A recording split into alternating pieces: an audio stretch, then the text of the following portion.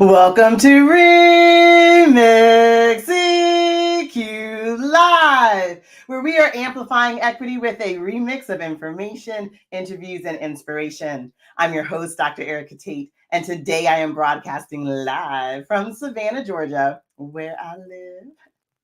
For those who are joining us today, please drop a greeting of choice in the comments. Let us know where you are joining us from and the equity work that you do or aspire to do. And remember, Remix EQ Live is an experience that's meant to be shared. I encourage you to hit the share and invite buttons and bring along your people, your network, your family, your friends, your peeps to join our Remix EQ community today. And just a reminder, we broadcast live on LinkedIn and YouTube. We can now connect more broadly, growing our reach and building our community. And while those comments are flowing in and those invitations are flowing out, I want to remind you that Remix EQ Live offers us the opportunity to connect and build community with each other around the equity-driven work being performed throughout the world. And we do this by centering the work. That is, our guests and viewers share examples of what they do in their role or position as a way to illustrate the innovative and effective ways they advance equity in the spaces in which they live, work, or play. Throughout the show and in the comments, I invite you to also share what you do to make the world a more just place. This is the season finale of Remix EQ Live Season 5. I promise you, I will find another rhyme for season 6. Today's episode is a community reflection show titled Perspectives and Priorities, where we reflect on how perspectives, which are shaped by identities and experiences, influence how we prioritize what, who, and how we seek change. This format differs from our interview shows. It is where I show up without guests, but in community with you to hold space for us to reflect together.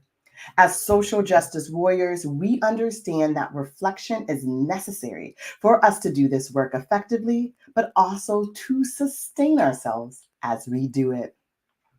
Previous community reflection series have focused on the celebration of our passion and purpose that have led us to become social justice warriors. Participation among communities and the different ways we can combine our superpowers, which are the perspectives and practices we apply when doing battle against injustice.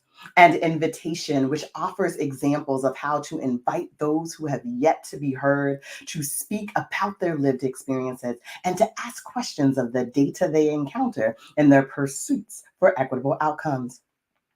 We had a series on how we amplify or turn up the volume on the people and communities who participate in and contribute to our work to make the world a more just place, and how we ask individuals in our communities to share about their experiences and expectations. Most recently, we have considered influence, specifically how our personal experiences can influence our decisions to advocate for others. And today we continue in this theme, considering how our perspectives or the perspectives of those we serve influence how we prioritize our conversations and our actions for change. During these community reflections, I will provide an overview of the topic, and along the way, I will share or remix examples from my work or the show or you when you show up in the comments. I also include a few prompts or questions that encourage us to reflect together on our approaches and our practices within the communities we serve. You are encouraged to consider these prompts and examples in depth during your personal journaling or with your small circle of support, be it personal or professional. So let us begin this reflective conversation for change. Hello from Tallahassee. Hello, good morning, Brianna. So excited to be joining on this rainy day. Yes, and thank you for bringing your sunshine. So you know how we do. Let's start out with a definition so we can develop a shared meaning about today's topic. M-Dubs, Merriam-Webster, defines perspective as a point of view or the way you think about something or someone. I want to elaborate this a little farther with an acronym, VIEW, VIEW. Yes, this show has a definition and an acronym, so you know it must be the season finale. So our first letter in VIEW is V, which stands for vision, what we see or observe. And this can be our past, what we have seen, our present, what we see right now today, and our future, what we envision. I for identities. Who we are shapes what we see today and how we interpret our past and imagine our future. Experiences. E. What we have done, what has been done to us, and how we felt when and after it happened. And W. Wondering. What do we want to know? What questions are we asking of the world, ourselves, and others? Our perspective, our point of view, our observations are shaped by our identities and experiences. It also influences the questions we ask of the world, including what we want to change. As we dive into today's community reflections, I will use the acronym VIEW to guide our conversation. So for those who are just joining us, this is Remix EQ Live, and we are amplifying equity through a remix of information, interviews, and inspiration. And thank you all for sharing and inviting others to tune in. And of course, I invite you to interact with me and each other. Post comments, ask questions as we continue our community reflections episode, where we are reflecting on how perspectives, our point of view, influence how we prioritize change in the communities we serve. You are part of this Remix EQ experience, so I want to hear from you. So let's unpack this acronym VIEW. V is for vision, what we see or observe. At the end of season 3, I shared about my organization, Blue Knowledge, and our then emerging guiding principles for conducting evaluation of programs and research projects. One of the guiding principles is centering community experiences, which we do by identifying focal communities such as specific zip codes or neighborhoods, or specific communities such as Black women in computer science. We also center community experience by applying critical frameworks, which focus or bring attention to what matters most for communities who have been historically marginalized. Their histories, their narratives, language, their cultural resources, as well as access and barriers to physical or social resources nearby. Frames, they bound what we see, what we notice in our observation. It doesn't mean that what sits beyond the frame that we've established does not exist or even influence what's happening within the frame. It's a decision to narrow our scope in order to identify and even amplify what we believe to be the most salient or important factors or relationships, connections or intersections, or happenings and outcomes. More importantly, critical frames bring power into view. Many Remix EQ Live guests have spoken about the critical frames they apply in their work to make the world a more just place. These interviews give us insight into what they prioritize in their efforts to create change. In his discussion of educational leadership, Dr. Tracy A. Benson puts forth an anti-racism frame to make clear that structural racism is the root cause of inequities in our schools. And in order to achieve equitable outcomes in education, we must first acknowledge and address racism. Recent guests like Drina Brown Jalal also discuss anti-racism in relation to food sovereignty and justice, with the resource that she shared with us, the Anti-Racist Farmer's Guide Toolkit, in which the authors explicitly center Black people and Black communities. This resource is intended to help managers put the concepts of anti-racism into practice and action within farmer markets. And during our Black Women in Computing episode, Doctors Jaquita Thomas and Yolanda Rankin applied Black feminist epistemologies to bring attention to Black women's intersectional identities and the gendered racism and multiple oppressions within computing education and career spaces. They also amplify narratives of resistance to these powered experiences.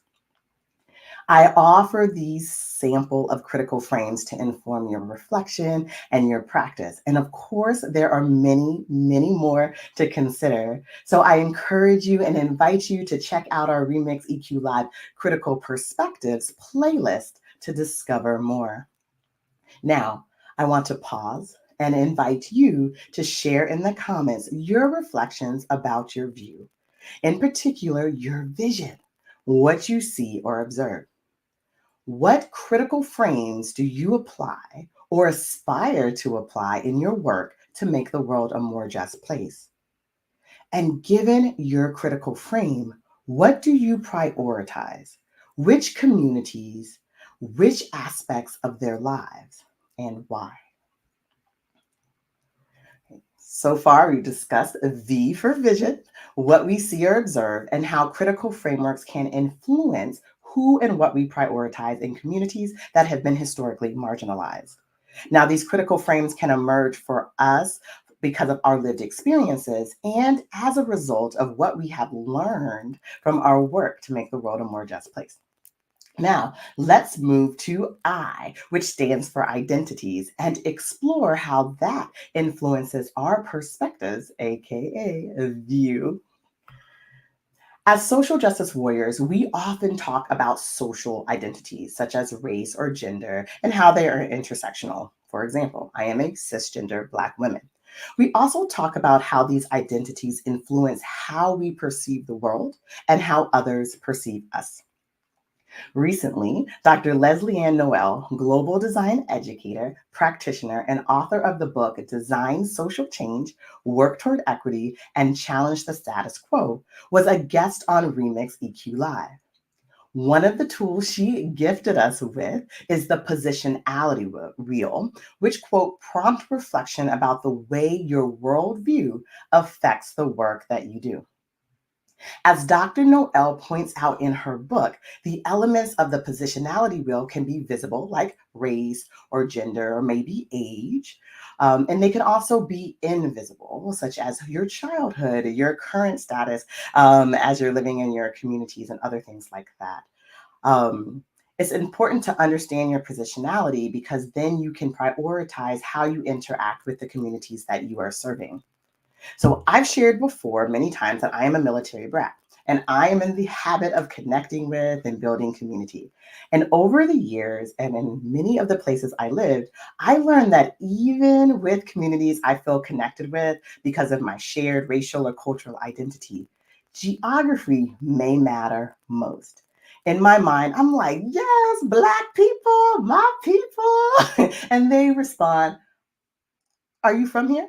And did you grow up here? And for me, I'm like, I have grown up everywhere. I'm of the world. Yes.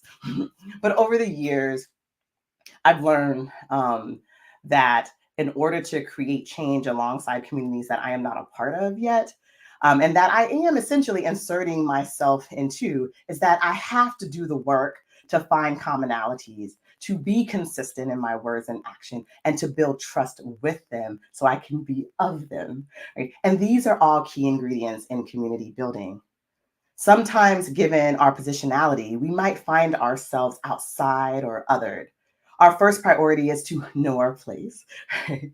And if our place at that moment is external to the communities that we are serving, we need to position ourselves in ways that create space and that create opportunity for an invitation.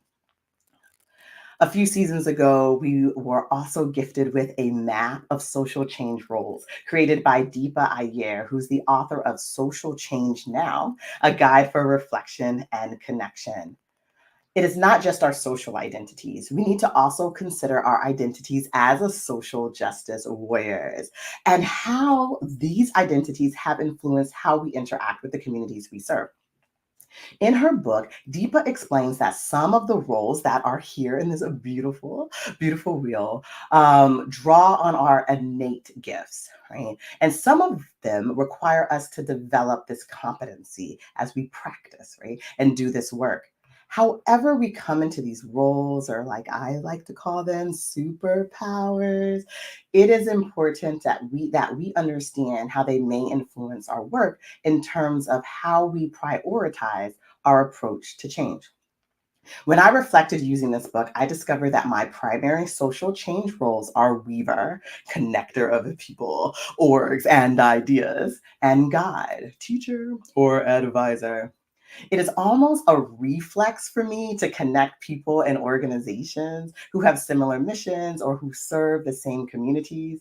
And it is the guide in me that is always ready to share examples of approaches, practices, and tools that could be adapted for the many different pursuits of justice and equitable outcomes across communities. Now you guys might understand why I love Remix EQ Live and how it truly is a manifestation of my advocacy, my activism, and it is a way that I contribute to social change. When working with organizations or communities that I am not a part of yet, it is important that I position myself as a resource and not the driver of their desired change. When suggesting a connection, it really is an invitation for them to explore those connections and how they might serve them in their pathways for change. And then my recommended examples are for their consideration and their adaptation if they desire. Now, I want to invite you to share in the comments or your reflections about your view, in particular, your identities, who you are, and how you create change. How do your social identities or your identities as a social justice warrior influence how you view and connect with communities? And what interactions do you prioritize when working with communities to make the world a more just place? So, up to this point, we have discussed the V for vision, what we see or observe, and how critical frameworks can influence who and what we prioritize in communities that have been historically marginalized. And we've also just discussed I for identities, who we are socially and as social justice warriors, and how these identities influence our priorities in terms of how we connect and interact with communities.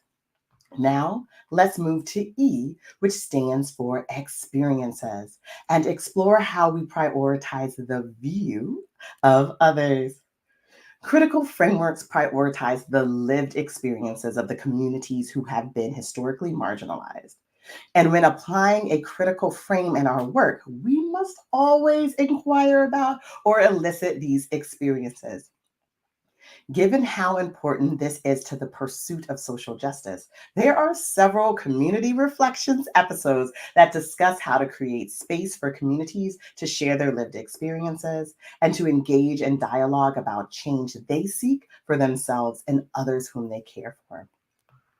The Ask episode uses an acronym to present several strategies for facilitating community conversations, which is a common practice for us to learn and listen to what the community wants. And the invitation episode discusses interviews as a methodology for inviting those who have yet to be heard and yet to speak about their lived experiences. Today, I want to focus our reflection on what we do with what we've heard or gathered or analyzed about the lived experiences for others. And many times, this depends on our social change role or profession. For those who are healers, you likely position yourself as a listener and prioritize the act of listening as the first step in creating or holding space for healing. My professional identity is that of a researcher, an evaluator, a data gatherer. My priorities are often to create space for sharing, but in ways those shares can be captured and analyzed and communicated to others in the name of change. These aren't necessarily competing priorities, but they can be. Another priority for this work is to do it with respect and in response to what the community needs and wants. With that said, I'm going to put on my research hat. It's a very fancy hat.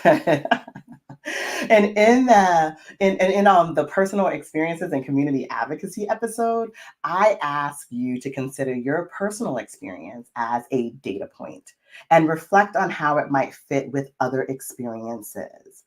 Um, Questions that I asked you to think about was, is your personal experience an isolated experience? Is it an outlier? Is it on trend, meaning that it's similar to experiences of others that you know about? Or is it a trendsetter, meaning that this personal experience might be the first of many experiences that will become a trend upon further inquiry or exploration?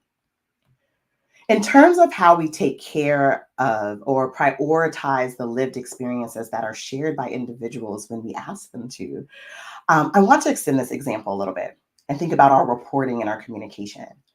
When we report or communicate the lived experiences that have been shared with us, do we include experiences that are most similar to each other or to what we have observed ourselves?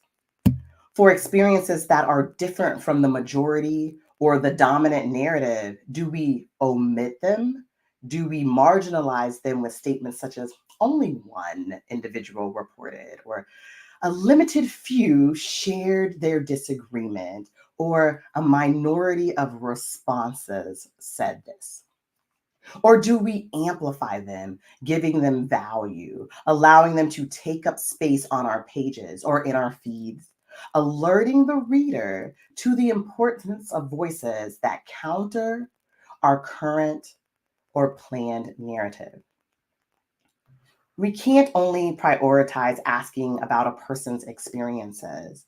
We must also prioritize listening and building understanding with them about their lives, struggles, celebrations, and dreams.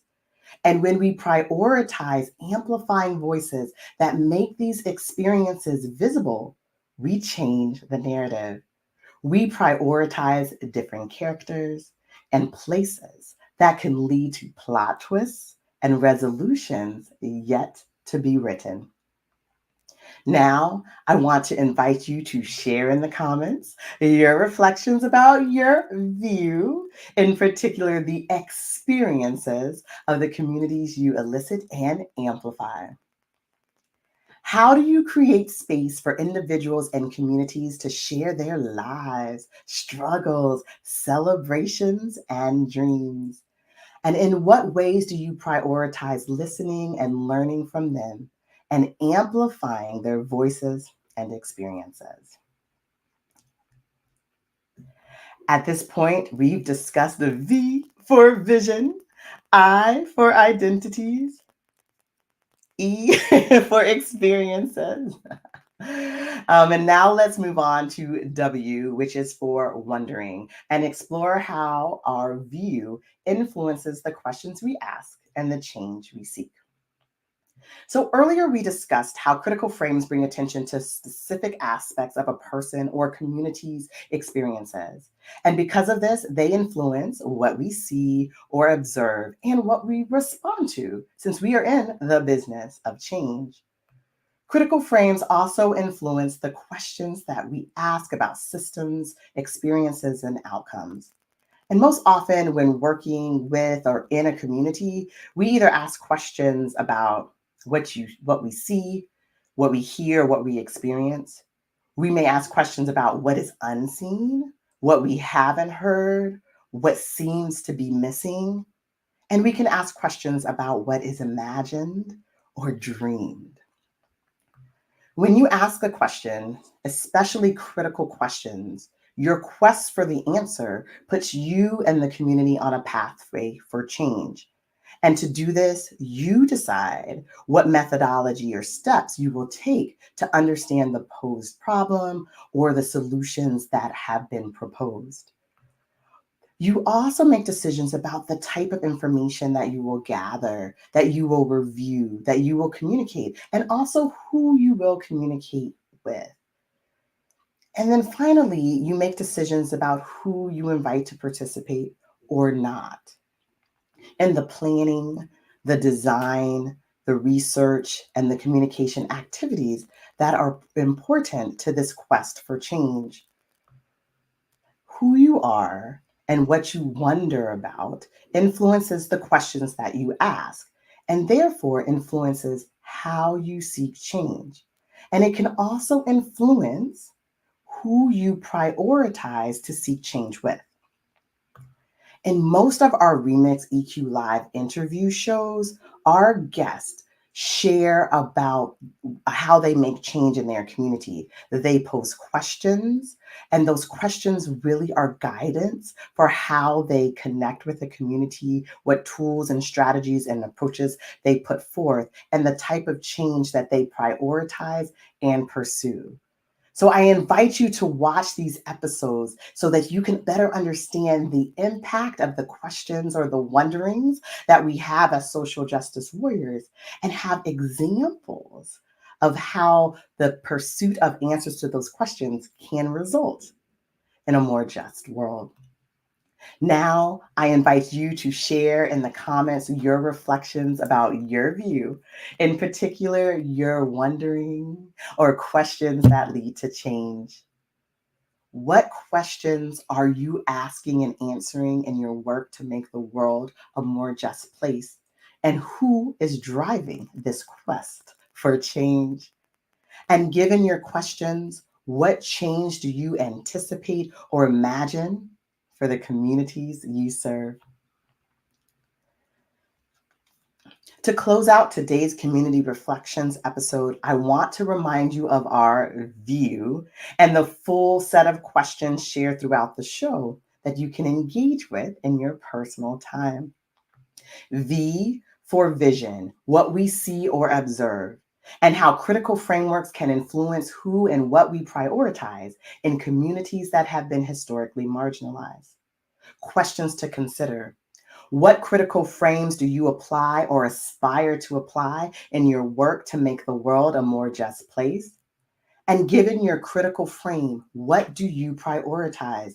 Which communities, which aspects of their lives, and why? I for identities, who we are socially and as social justice warriors, and how these identities influence our priorities in terms of how we connect and interact with communities. How do your social identities or your identity as a social justice warrior influence how you view and connect with communities?